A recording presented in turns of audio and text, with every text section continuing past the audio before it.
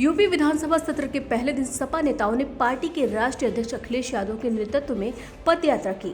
सपा नेता व कार्यकर्ता विधान भवन की तरफ बढ़ रहे थे कि उन्हें रास्ते में ही रोक लिया गया, जिस पर नाराज होकर अखिलेश यादव अपने विधायकों व कार्यकर्ताओं के साथ सड़क पर ही धरने पर बैठ गए। उधर विधानसभा सत्र की शुरुआत हो गई। इसके पहले मीडिया को संबोधित करते हुए मुख्यमंत्री योगी आदित्यनाथ ने कहा कि हम सभी मुद्दों पर चर्चा के लिए तैयार हैं। जनता को इस सत्र से बड़ी उम्मीदें हैं। सत्र के पहले दिन सभी सदस्यों ने पूर्व विधायक अरविंद गिरी के निधन पर शोक व्यक्त किया। सपा ने धरना स्थल पर ही शोक व्यक्त किया। रास्ते में ही रोके जाने से नाराज सपाइयों ने सड़क पर ही विधानसभा आयोजित कर वंदे मातरम के नारे लगाए और विधायक अरविंद गिरी के निधन पर शोक व्यक्त किया। इसके बाद धरना खत्म कर सभी कार्यालय वापस लौट गए। मार्च के दौरान रूट बदलने से सपाई नाराज हो गए थे और पहले से तयशुदा मार्ग पर आगे बढ़ने की अनुमति मांग रहे थे। अखिलेश यादव ने कहा कि यदि रोकना था तो कल परमिशन क्यों दिया। प्रशासन का कहना था कि जीपीओ के बजाय वीवीआईपी गेस्ट हाउस से और एनेक्सी होते हुए विधानसभा जाए। इस पर अखिलेश यादव व सपा विधायक सड़क पर ही धरने पर बैठ गए। खाने पीने की चीजें लगातार महंगी होती जा रही हैं और जो इन्होंने सपने दिखाए थे नौकरी और रोजगार के, आज जो संसाधन सरकार को जुटाने चाहिए थे वो संसाधन नहीं जुटा पा रहे हैं। बड़े पैमाने पर बेरोजगारी बढ़ी है, रोजगार छीने जा रहे हैं। प्राइवेटाइजेशन कर करके जो संविधान ने अधिकार दिए पिछड़ों को, दलितों को, गरीब को, वो भी अधिकार छीने जा रहे हैं। कोई विभाग नहीं बचा जो सरकार बेच न रही हो। रेलवे बिक गया, हवाई जहाज एयरपोर्ट बिक गए। जहाँ पर बड़े पैमाने पे नौजवानों को नौकरी रोजगार मिल जाने चाहिए थे वो सब खत्म कर दिए गए। फौज की कोरोना की वजह से भर्ती बंद थी, भर्ती नहीं हो रही। और जिस रूप में ये लेकर के आए अग्निवीर, कोई नौजवान उससे संतुष्ट नहीं है। जिस समय नौजवान निकले थे उस समय उन पर झूठे मुकदमे लगा दिए गए। अभी फर्रुखाबाद में भर्ती शुरू हुई है।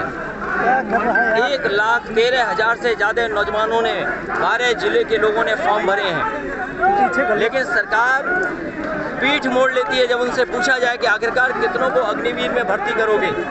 तो रोजगार ठप, नौकरी नहीं, किसान बर्बाद। और अभी भी गन्ने के किसानों का बकाया है।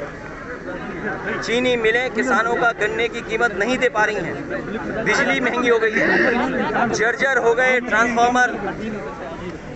जो कैपेसिटी सरकार को बढ़ानी चाहिए थी वो कैपेसिटी नहीं बढ़ा पा रही। इसलिए समाजवादी पार्टी पहले भी इन सवालों पर धरना देना चाहती थी। हमारे विधायक जाकर के सदन के में बैठ करके और सदन के बाहर धरना देना चाहते थे, सरकार ने रोक दिया। आज जब हम सब लोग पैदल जाना चाहते थे उस समय भी रोका गया है। आखिरकार ये कैसी सरकार है जो विधायकों को, पूर्व मंत्रियों को, कई बार के विधायक हैं, पूर्व स्पीकर हैं, बड़े बड़े पदों पे पूर्व में लीडर ऑपोजिशन रहे, वो सब साथ हैं, उनको सदन में नहीं जाने दे रहे। आखिर सदन में जाकर के हम अपनी जनता की तो बात उठाते हैं। आखिरकार सरकार क्यों नहीं फेस करना चाहती है? और सरकार इसलिए नहीं फेस करना चाहती है क्योंकि हर मुद्दे पर सरकार असफल हुई है।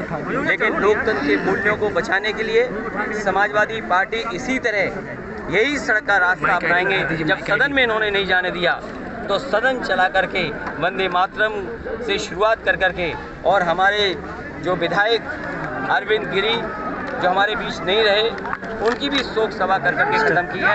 और अगली रणनीति क्या होगी वो भी हम लोग विधायक बैठ करके तय करेंगे।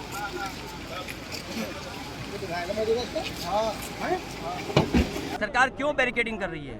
सरकार क्यों पुलिस लगा रही है? और जो रूट तय किया था सरकार ने उस रूट पे क्यों नहीं जाने दे रही है सरकार? जाति जनगणना बड़ा मुद्दा है और जाति जनगणना को लेकर हमारी पार्टी अभी विधायक सभी बैठ करके तय करेंगे कि आने वाले समय में सदन के 7 से प्रवेश करें। इनके द्वारा कहा गया कि वे गेट नंबर 1 से प्रवेश करना चाहते हैं, तो हमने उन्हें अनुरोध किया कि बापू भवन के आगे से होकर गेट नंबर 1 से भी प्रवेश कर सकते हैं, परंतु उन्होंने कहा कि इस मार्ग से वे नहीं जाएंगे। वे सिर्फ एक मार्ग जो उन्होंने तय कर रखा है पूर्व से राजभवन के सामने जाने का, जहाँ से अन्य सारी फ्लीट्स जाती हैं, जिससे सुरक्षा कारणों से वहाँ इस प्रकार की पैदल मार्च हो जाने देना उचित नहीं है। अतः हमने उन्हें कहा कि यदि वे जो निर्धारित मार्ग है उसके अलावा किसी अन्यत्र मार्ग से जाना चाहते हैं तो फिर हमें उन्हें यहीं पर रोकना होगा और उसी रोकने के क्रम में आज यहाँ पे पुलिस बल है। हमने अपना ये जो संदेश है उनके सभी पदाधिकारीगण तक और माननीय राष्ट्रीय अध्यक्ष तक पहुँचा दिया था और ये बात बता दी थी कि हम कानून का किसी भी प्रकार से उल्लंघन नहीं होने देंगे। और हम आपको भी बताना चाहते हैं, हम सिर्फ कानून का और निर्देशों का अनुपालन कराने के लिए यहाँ पर मौजूद हैं। हमारा अन्य किसी भी प्रकार की बाधा उत्पन्न करने का कोई उद्देश्य नहीं है। यदि लोग नियम के अनुसार मार्ग का लेते हुए विधान भवन जाते हैं तो हमें किसी प्रकार की कोई परेशानी नहीं। उत्तर प्रदेश में लगातार भाजपा को दोबारा मौका मिला है। सड़कें जर्जर हैं, गड्ढे बन गए हैं। सड़कों पर उत्तर प्रदेश में इस बार यह देखने को मिला कि कुछ हिस्सों में बाढ़ है और कुछ हिस्सों में सूखा पड़ा है। फिर भी किसानों को कोई राहत नहीं दी गई। किसानों को सरकार ने राहत व भरपाई नहीं दी है। बड़े पैमाने पर जानवर बीमारी से मर रहे हैं, जो लंपी वायरस फैला रहे हैं। कई जानवरों की जान नहीं जा चुकी है, फिर भी सरकार ने कोई मदद नहीं की। ना ही जानवरों की देखभाल के लिए सरकार कुछ कर पाई है। यह डबल इंजन की सरकार जिसे मौका जनता ने दिल्ली में भी और उत्तर प्रदेश में भी दिया। लगातार इस सरकार में महंगाई बढ़ी है। जनता को लगातार महंगाई का सामना करना पड़ रहा है। उत्तर प्रदेश में कानून व्यवस्था खराब है, भ्रष्टाचार चरम सीमा पर है। कोई कल्पना नहीं कर सकता था कि अपने भारत देश में दूध पर, दही पर, पनीर पर जीएसटी लग जाएगा।